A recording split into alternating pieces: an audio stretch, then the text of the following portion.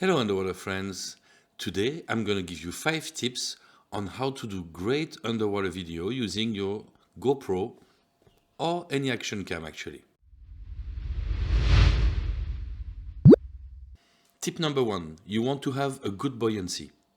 Buoyancy is super important because like this you're going to be more steady. So use your breathing and make sure that you don't kick all the time. You don't want to kick to ascend, actually you want to inhale and then you're going to start to go up a little bit and you won't move sand or have problems related to kicking. Tip number 2, find a good location. It can be in mid-water or at the bottom, but you want to find the position where you have a good composition. And then you wait for the animal to come.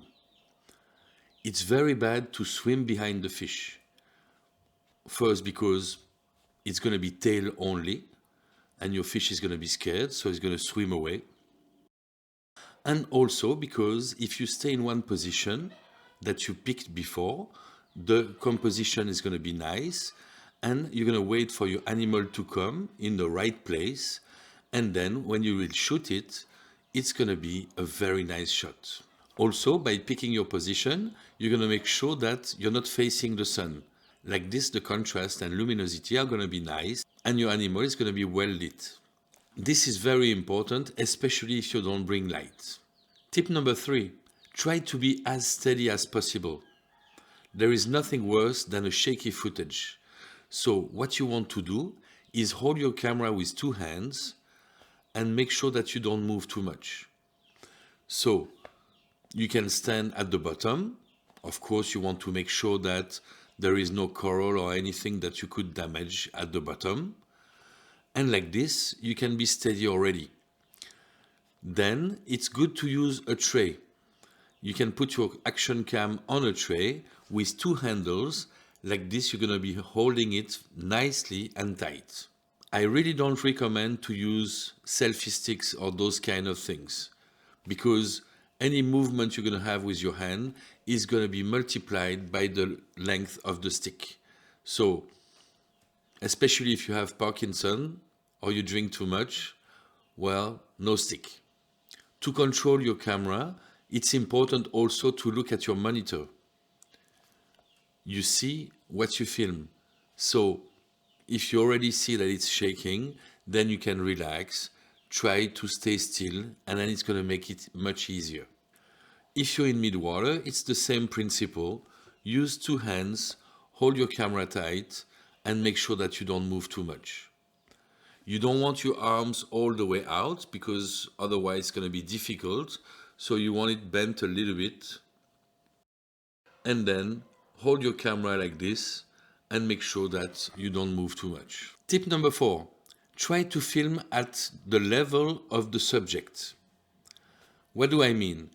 If it's a landscape, it can be from above or from any position, probably it will look okay. But if you're trying to film an animal, you want to be at the same level as your subject. Like this, you're going to be facing it and your camera is going to be at eye level from your animal. It really doesn't look good if you film from above. There are rare cases where it can be nice, but most of the time it doesn't look good. So be at the eye level of your animal and film there. That's going to be the best way. Tip number 5, try to have the good distance to your subject. Action cams are not renowned to be good for macro. So you don't want to be too close to your animal, otherwise it may be blurry and you won't be able to make the focus. You don't want to be too far either, because otherwise your animal is going to be too small in the frame and it won't look good. Also, if you go too far to your subject, don't forget that you're going to lose more and more colors. So eventually everything is going to look blue. If you bring light, same thing. The light will be affecting your subject close. But if you're too far from it, the light won't affect it and it won't look nice. Final tip, and a very important one, film until the end of the scene. We're in the digital era, so it's not a problem to film 10, 20 seconds extra or even a minute. But if you film 10 seconds too little and you miss the yawning frogfish or whatever action that was interesting, well, you won't have it and you will regret it. So make sure that the scene is over, make sure that everything that you wanted is in the box, and then you can press stop and stop the recording.